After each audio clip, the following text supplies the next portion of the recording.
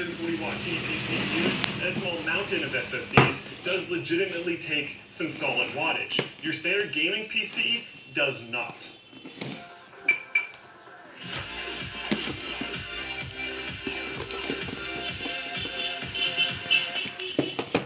TunnelBear is the simple VPN app that makes it easy to browse privately and enjoy a more open internet. To try TunnelBear for free, check the link in the video description.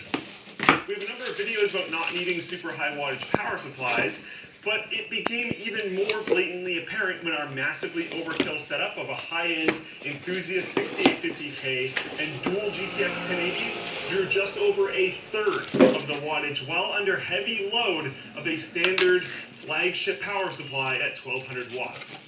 What the Now I know, this isn't a new idea, as I already said, and I do have a fairly recent video on it, a super fantastic workshop video that you actually probably shouldn't bother watching because, well, it's garbage. But Be Quiet's own Christoph Katzer has an article on this back from 2008 when he used to work with Anantech, which is named Debunking Power Supply Myths, and is actually a wonderful read. In his final thoughts section, he notes that few